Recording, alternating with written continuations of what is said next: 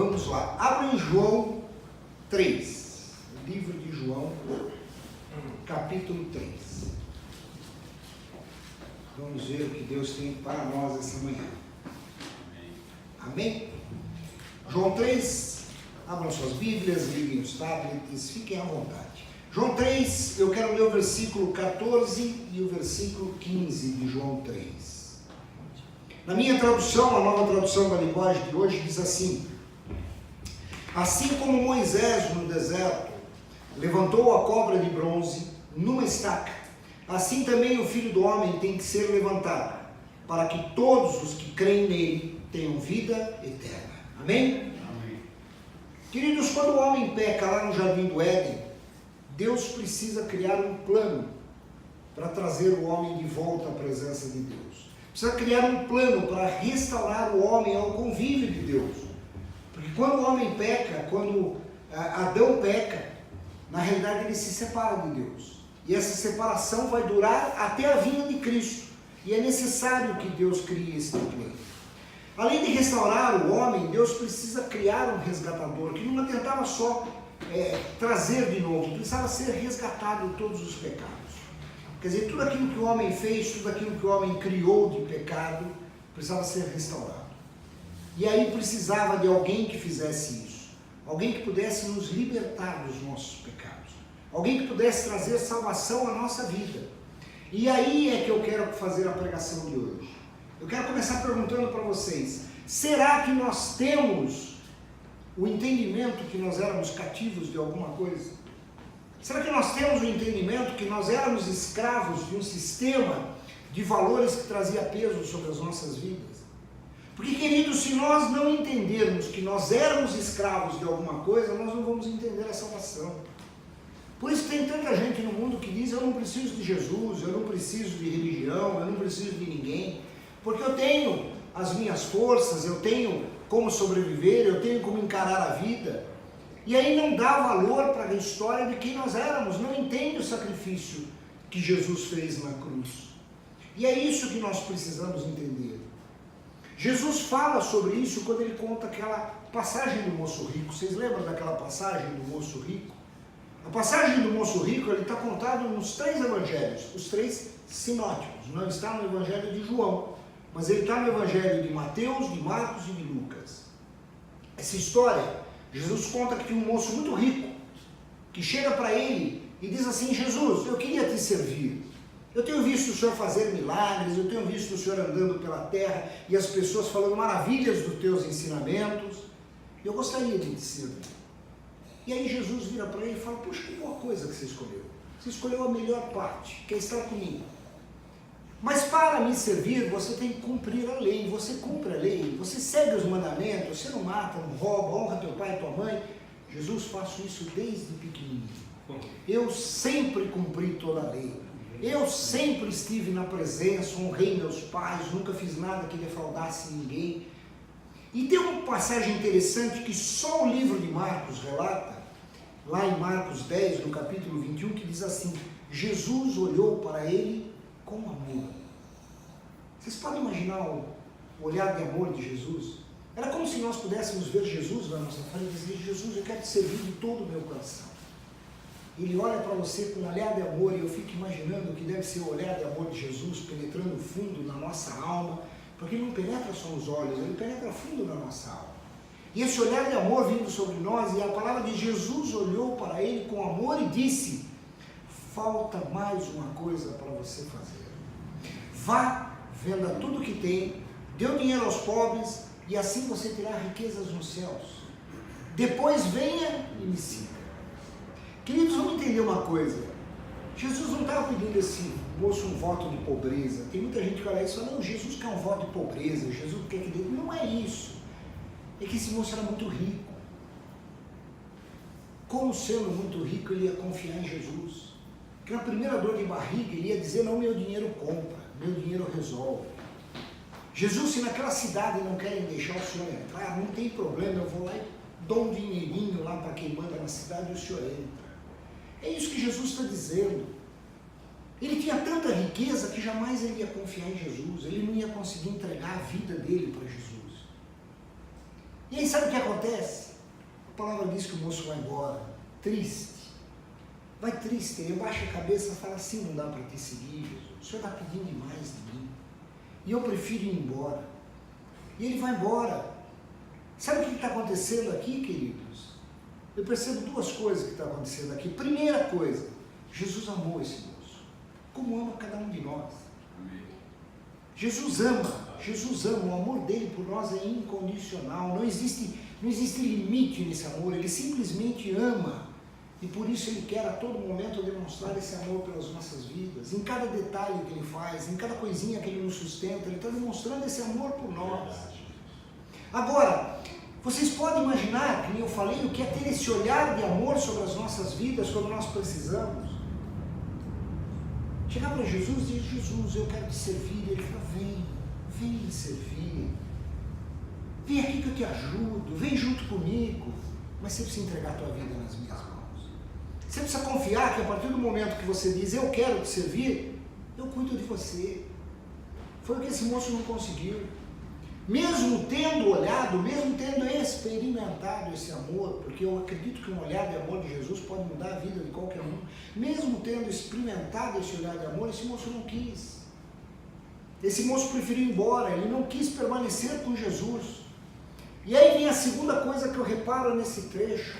Eu reparo que a decisão de ficar ou não com Jesus é nossa.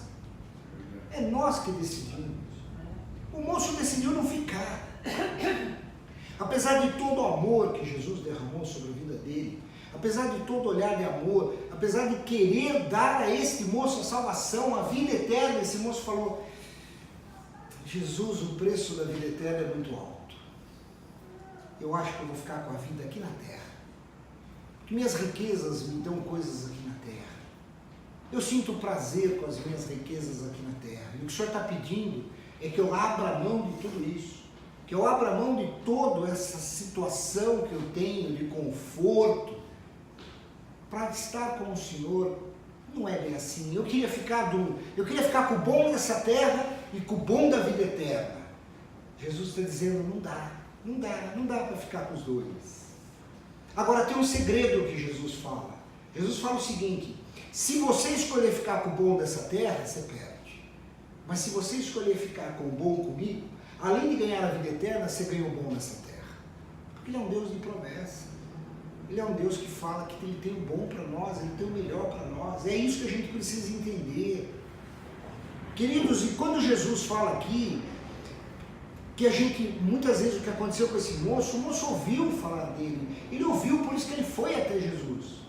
Quanta gente ouve falar de Jesus, olha muitas vezes para as nossas vidas transformadas, pessoas que nos encontram depois de um bom tempo e dizem, por você mudou, o que aconteceu com você? Você está diferente. Aí a gente fala de Jesus, já ouvi falar desse Jesus.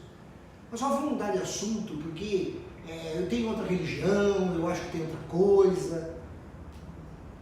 As pessoas ouvem falar de Jesus, e a grande parte às vezes ouve e quer conhecer Jesus, mas não quer abrir mão do que tem na terra. Não dá para ter as duas convivências, queridos. A diferença é que se nós buscarmos Jesus, Ele acrescenta nas nossas vidas muito mais do que nós podemos pensar ou imaginar. Muito mais, queridos.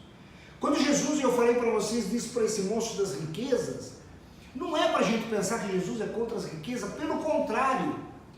Nós o louvamos aqui sobre Abraão. Abraão foi rico. E quem abençoou Abraão? Deus. Então Deus não é contra as riquezas. Ele não estava dizendo para o moço, venha ser pobre comigo porque eu preservo a pobreza, porque na pobreza. Não, ele estava dizendo, confie em mim. Agora, cá entre nós, quantas pessoas não são ricas, mas confiam a sua vida na sua sabedoria? Deixa comigo, eu sei tudo que eu faço, eu compreendo o que eu faço. Está confiando no quê? Na sua sabedoria. Não está confiando na riqueza, mas está confiando na sabedoria. Quantas pessoas conseguem confiar naquilo que ele pode fazer? Não, olha, qualquer problema que tenha, eu resolvo, porque eu sou bom.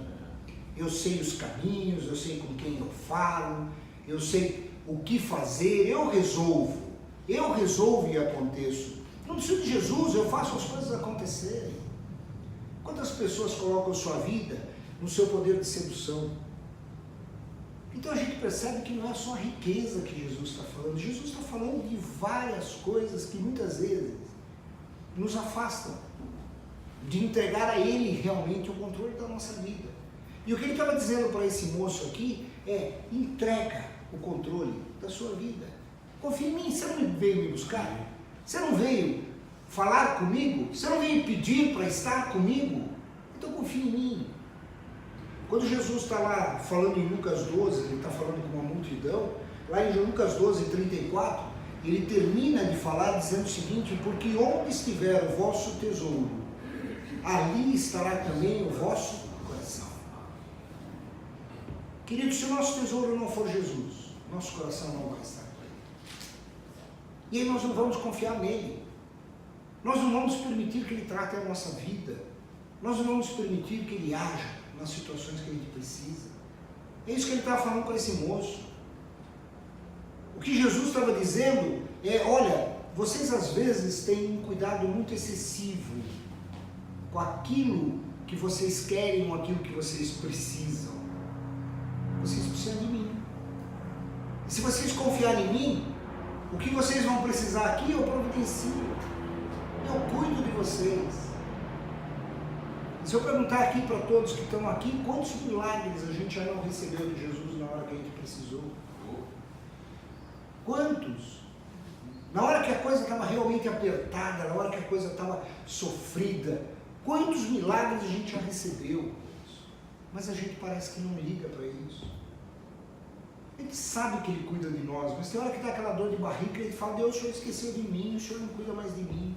E o que Ele está falando é: Ele cuida de você o tempo todo. Queridos, as coisas de Deus que Deus tem para nós são inimagináveis, diz a palavra.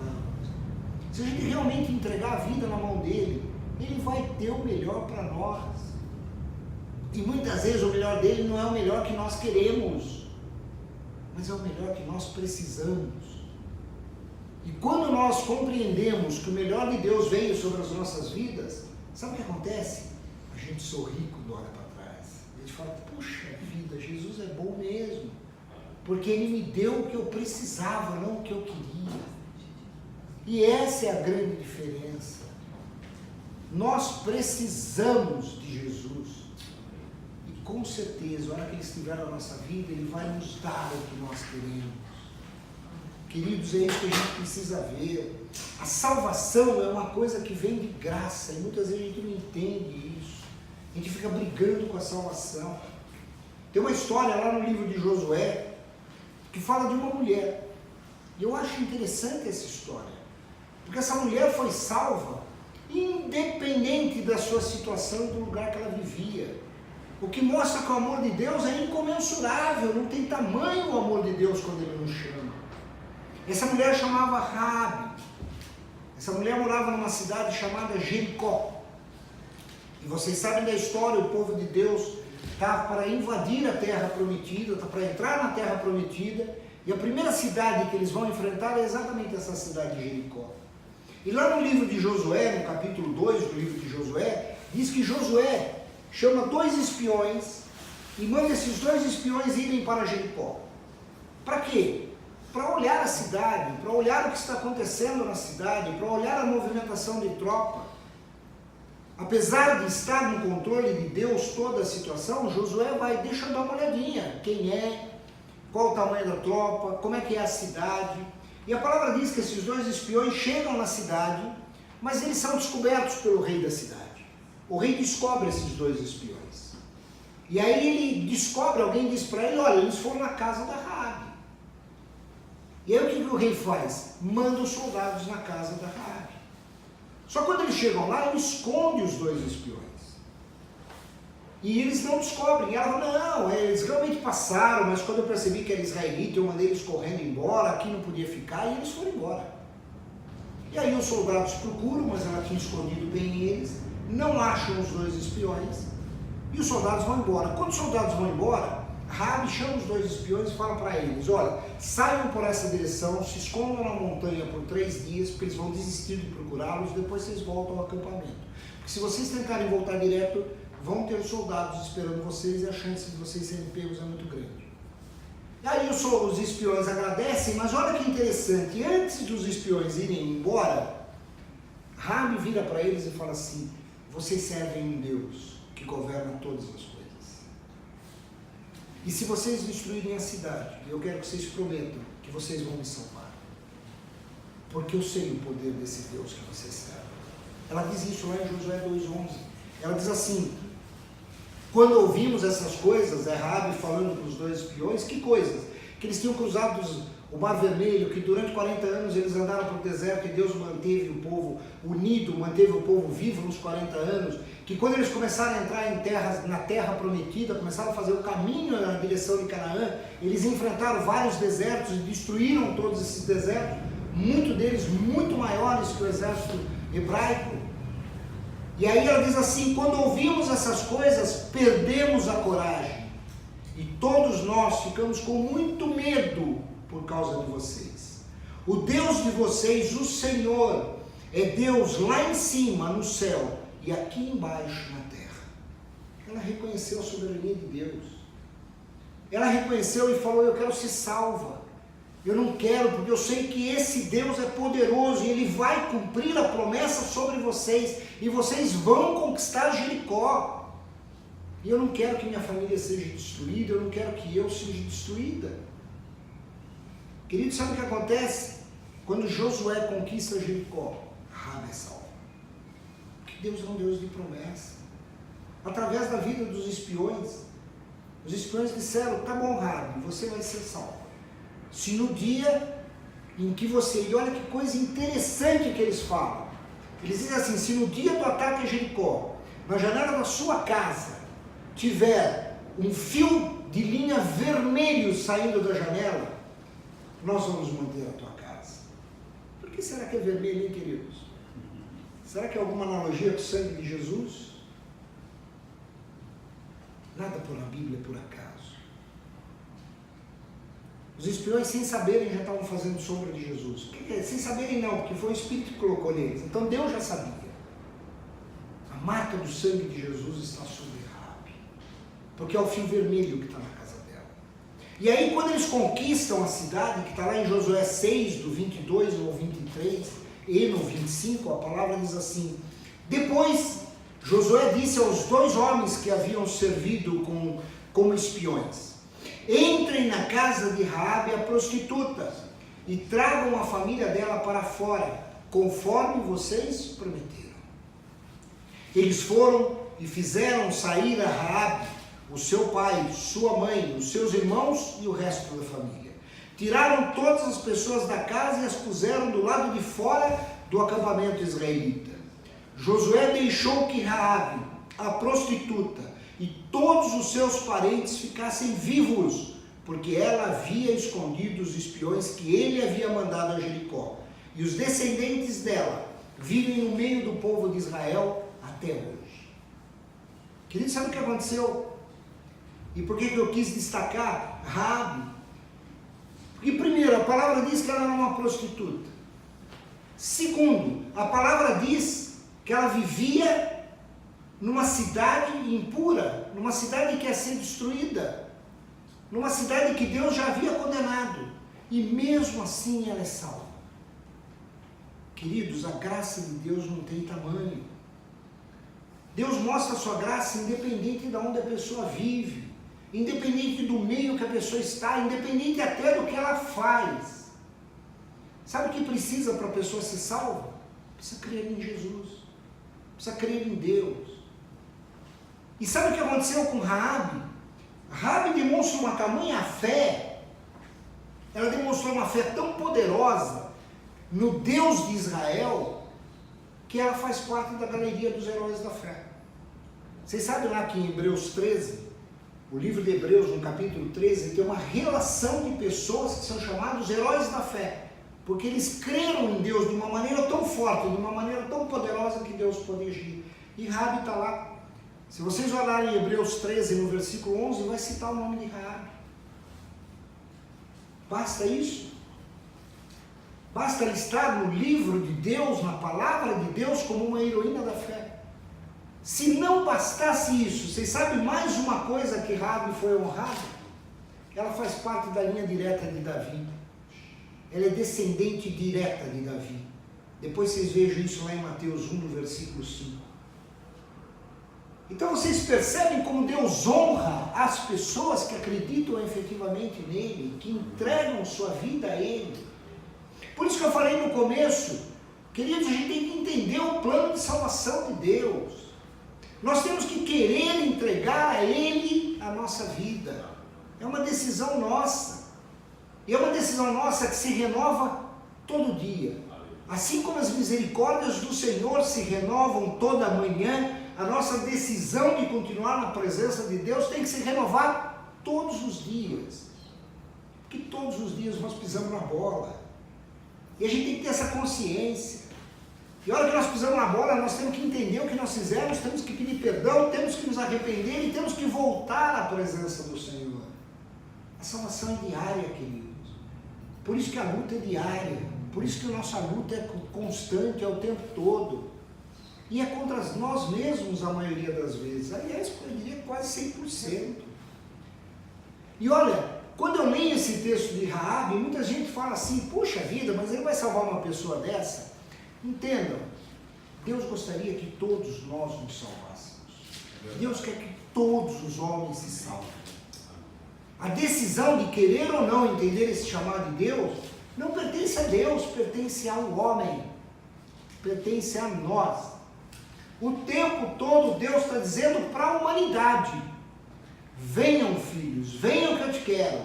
E o tempo todo a humanidade está dizendo, agora não, deixa eu ficar um pouquinho mais, que nem o moço rico lá que nós lemos. Não, eu tenho muito dinheiro, deixa eu aproveitar um pouquinho mais esse... Hã? Deixa eu aproveitar mais um pouco. Deixa eu aproveitar mais um pouco, lá no final da vida eu vou.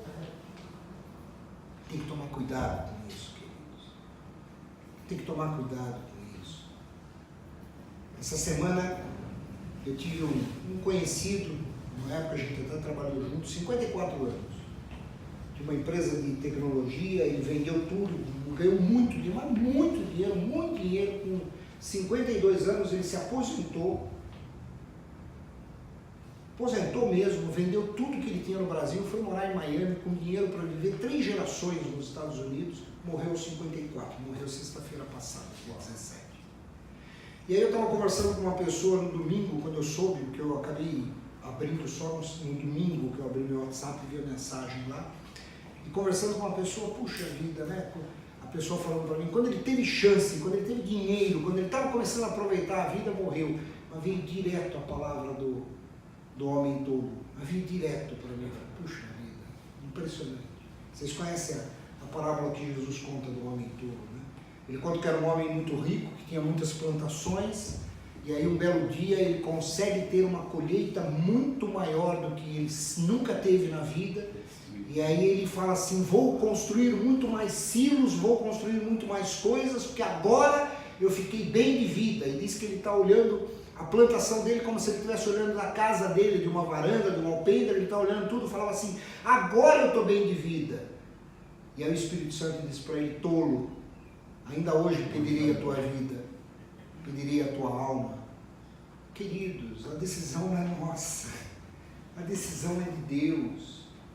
Não adianta a gente fazer esses planos mirabolantes. Por isso que a salvação é importante. E a salvação é para todos, é até para esses que muitas vezes dizem, me dá mais um aninho só para mim aproveitar. Paulo escreve isso para Timóteo.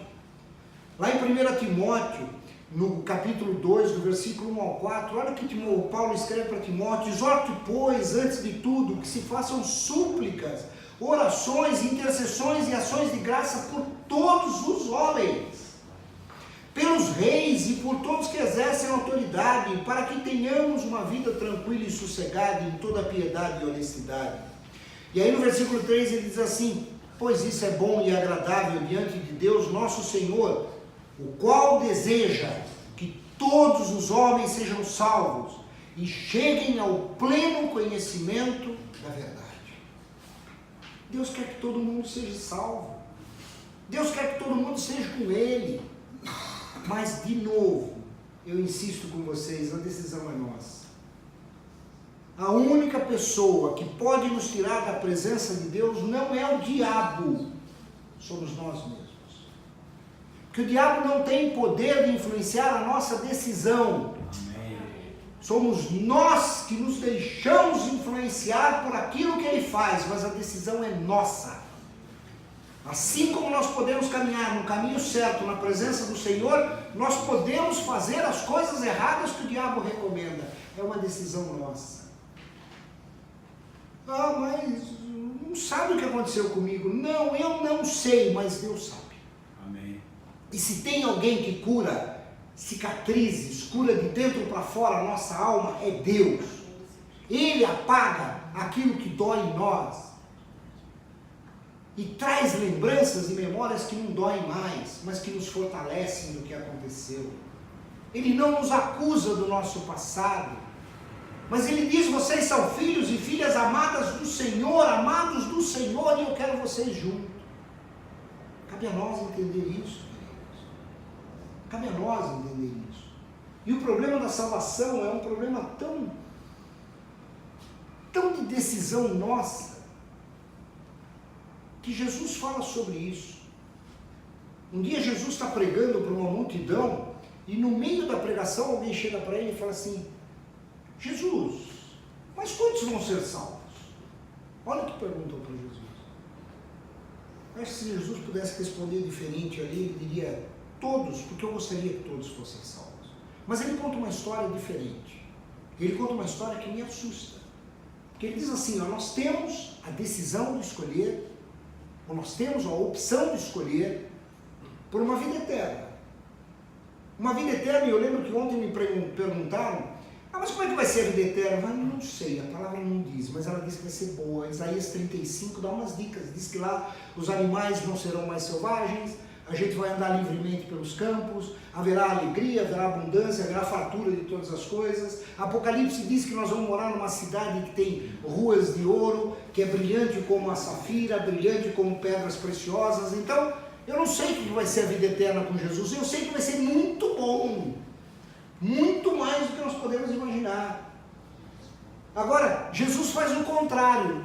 Jesus diz o seguinte: em vez de Jesus, o que é que tem para os salvos? Ele não vai dizer tudo que eu falei para vocês, ele diz o contrário. Ele diz o seguinte: olha, existe uma vida boa para quem vai ser salvo, mas para quem não vai, é uma vida de choro e ranger de dentes.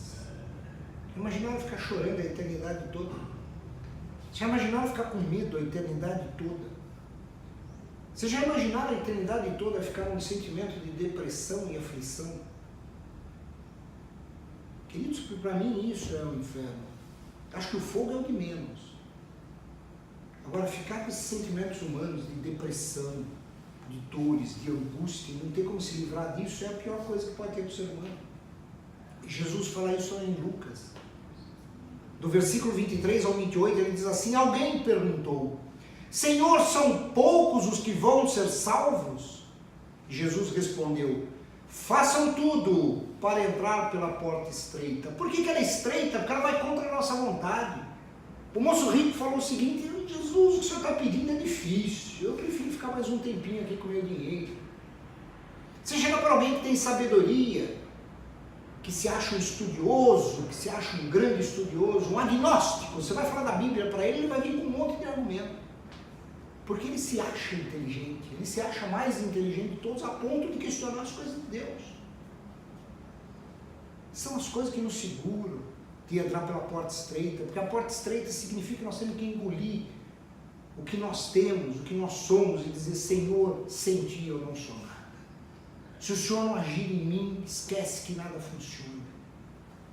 E é isso que Jesus fala: façam tudo para entrar pela porta estreita, pois eu afirmo a vocês que muitos vão querer entrar, mas não poderão. Será que não vão poderá porque não vão poder porque ele vai impedir? Não. Não vão poder porque a própria pessoa não quis entrar. E na hora que a porta fecha, essa pessoa vai querer entrar, e ele fala isso. E aí ele conta uma parábola. E a gente já sabe que parábolas são analogias ao reino de Deus. E cada vez que você vê na parábola dizendo o dono da festa, o dono da casa, o dono da vinha, está falando de quem? De Deus. E essa parábola ele diz assim: o dono da casa vai se levantar e vai fechar a porta. Então vocês ficarão do lado de fora, batendo na porta e dizendo: Senhor, nos deixe entrar. E ele responderá: não sei de onde são vocês. Aí vocês dirão: nós comemos e bebemos com o Senhor ensinou nas nossas cidades. Mas ele responderá: não sei de onde são vocês. Afastem-se de mim, vocês que só fazem o mal. Quando vocês virem Abraão, Isaque e Jacó e todos os profetas no reino de Deus, e vocês estiverem do lado de fora, então haverá choro e ranger de dentes de desespero. Queridos, a chance de entrar é nossa. A salvação é dada de graça. A salvação é dada pelo amor de Deus, manifestado no que Jesus fez por nós. Mas a decisão de se manter nessa salvação é nossa. Deus derramou o amor. Jesus foi para a cruz pela nossa vida, é a graça dele. Não precisamos fazer nada para aceitar essa salvação, a não ser confiar nele, entregar nossa vida a ele. Mas depende de nós fazermos isso. Depende de nós queremos isso. Nós temos que entender esse amor que nos constrange. Esse amor que quando nos chama, ele diz assim: vem, eu quero você do meu lado, eu quero você junto comigo, eu quero você dentro dessa porta, não fora. Vem! Vocês perceberam que no começo, então são poucos os que serão salvos? Infelizmente, queridos, quando a gente vê, são poucos. Sabe por quê? Porque o homem ainda acha que ele é o Senhor de si mesmo. Ele ainda acha que ele é o seu Senhor. E isso é na maioria dos locais, na maioria das situações. Eu vi uma coisa que o Manuel publicou no nosso grupo lá, achei muito interessante. Esqueci quem escreveu. Quase veio o nome dele, mas não vou falar errado não. Que ele diz assim: quando a pessoa está aprisionada no pecado, o inimigo não precisa fazer força. É só manter em torno dela tudo funcionando. Porque aí ele continua se distraindo no pecado. E ele vai para o inferno achando que está tudo bem. Simples assim. O moço rico provavelmente estava com tudo tão bem feito do lado dele que ele nem se preocupou para que caminho ele estava indo. Ele estava indo para a porta larga, não estava indo para a porta estreita. Nós precisamos ficar atentos a essas coisas, querido. Nós precisamos entender e olhar para Cristo o tempo todo. Ele é o autor e consumador da nossa fé. É Ele que nos sustenta.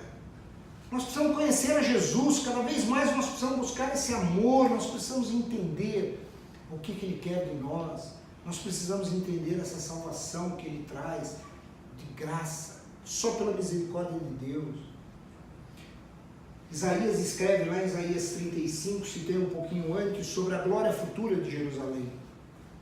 E ele diz lá no versículo 35, no capítulo 35, no versículo 8, ele diz assim: haverá ali uma estrada, que será chamada de o caminho da santidade. Vocês perceberam como a Bíblia é linda? Porque Jesus diz: eu sou o caminho.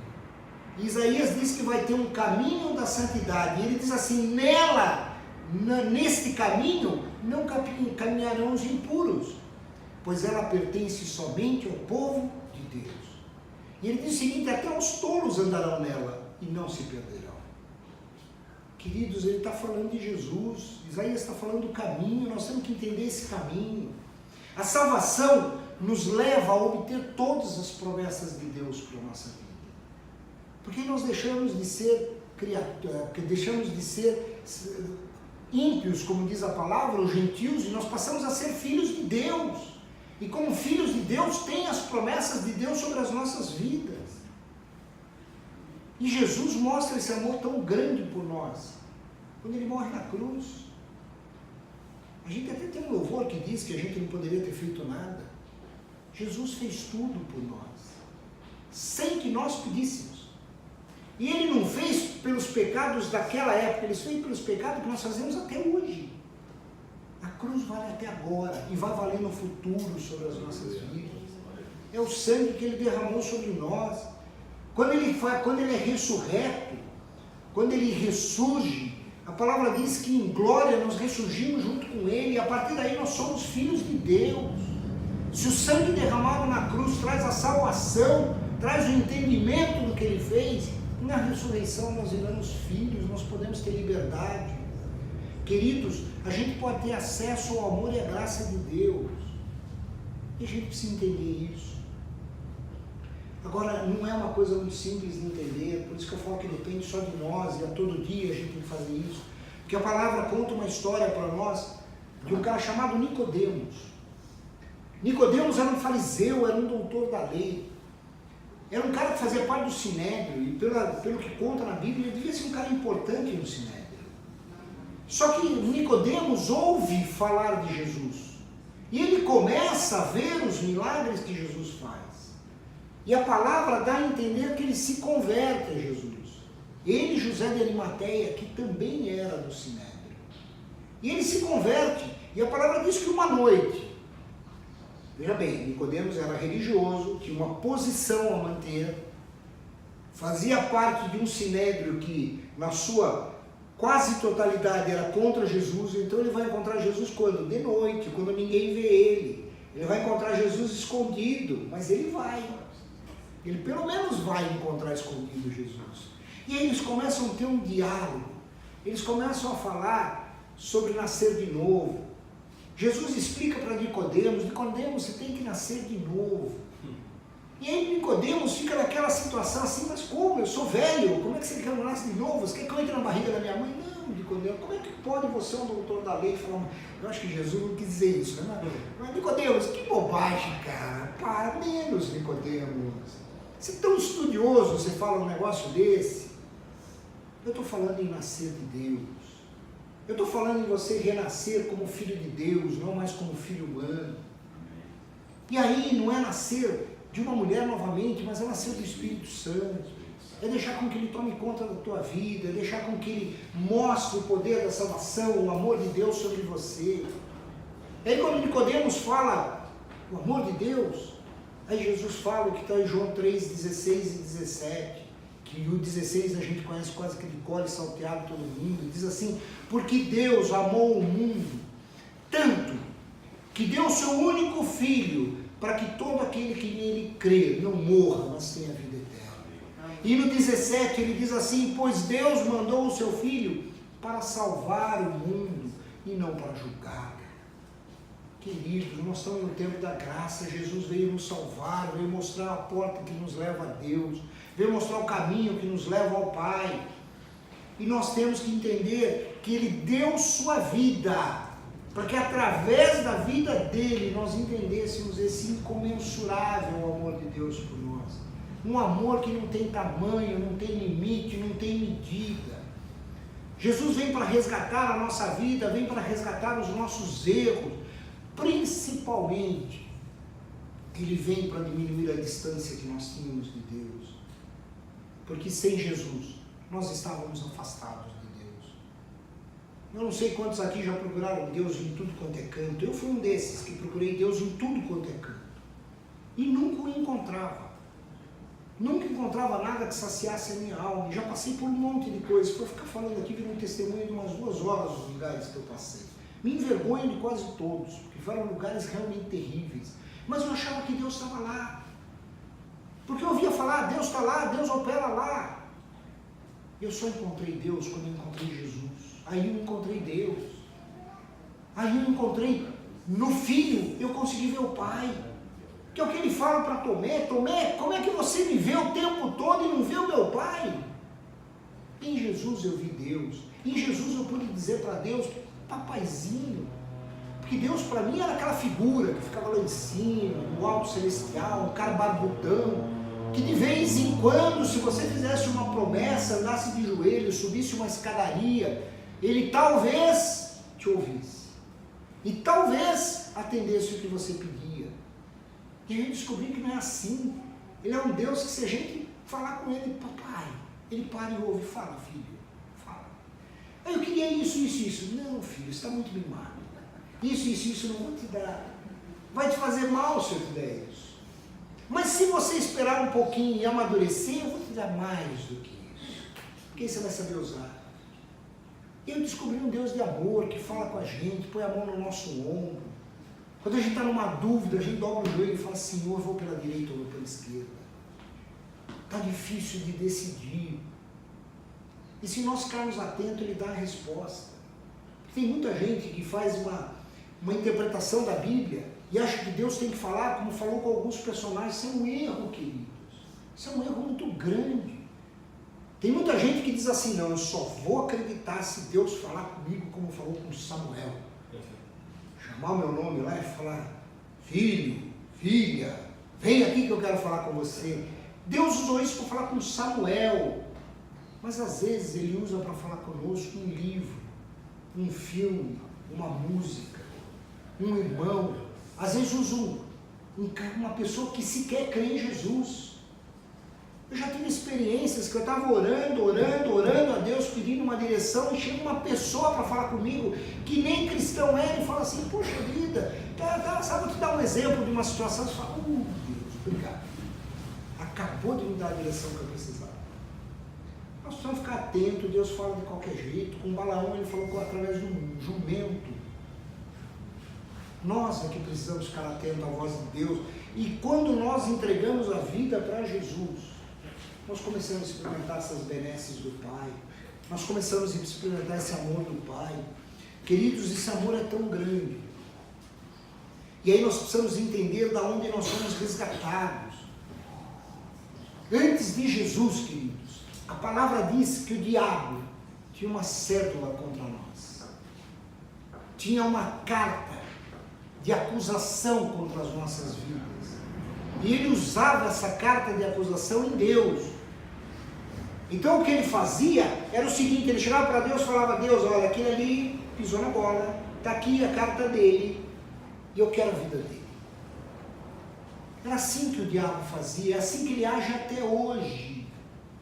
Só que a palavra diz que quando Jesus morre na cruz, por amor das nossas vidas, quando ele se entrega, tudo que era contra nós foi pregado naquela cruz. E todas as acusações contra a nossa vida foram canceladas. Amém. Sabe, queridos, isso está lá escrito em Colossenses. Prestem atenção que Paulo escreve. Paulo teve uma revelação tão grande de Cristo que ele pode escrever isso com ousadia.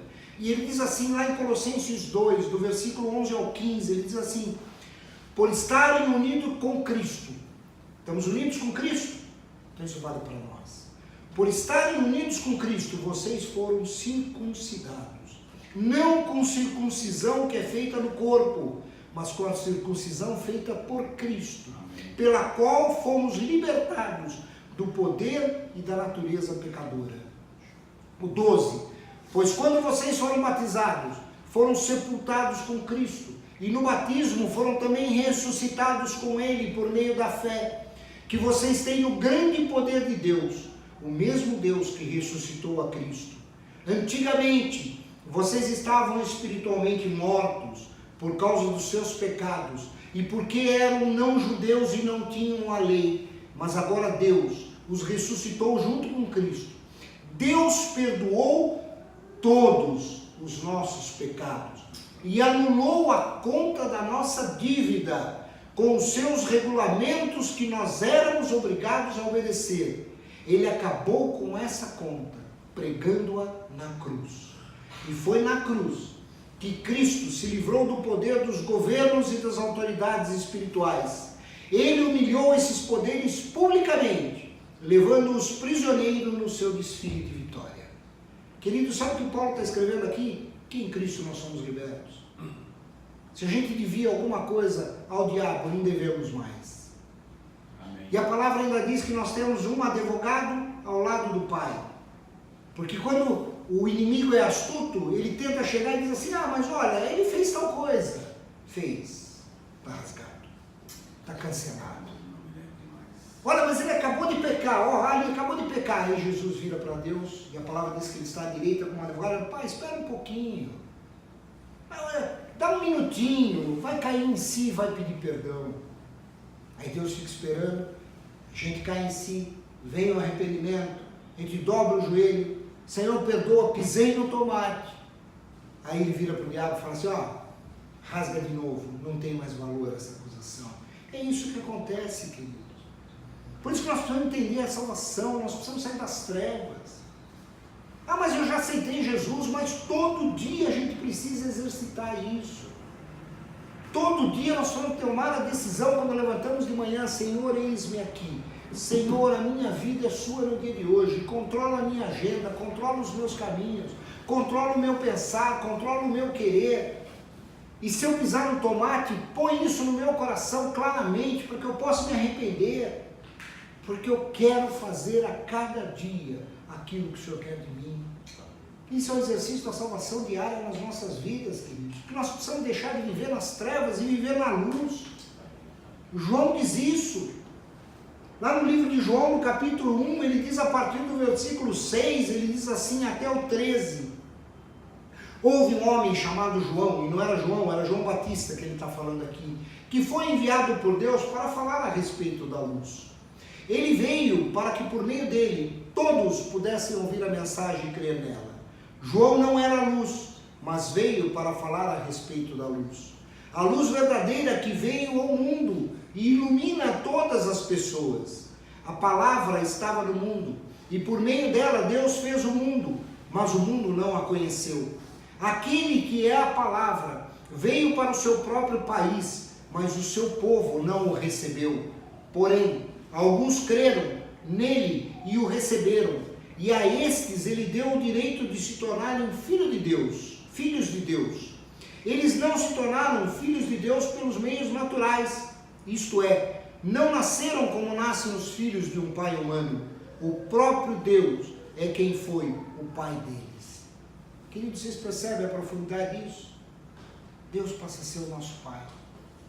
Quando nós aceitamos Jesus como Senhor e Salvador, sabe o que acontece? Deus é o nosso pai. Nós podemos ter livre acesso a Ele. E muitas vezes nós não usamos esse livre acesso a Ele. Nós preferimos ainda continuar com a nossa sabedoria humana, com a nossa intenção de resolver os problemas, do que quando nós estamos com alguma coisa, dobrar o joelho e falar: Deus, está difícil, mas o Senhor é Pai. E como um Pai, eu sei que o Senhor vai resolver a situação. O Senhor pode resolver como eu quero, mas o Senhor vai resolver a situação. Amém. Porque o Senhor me ama.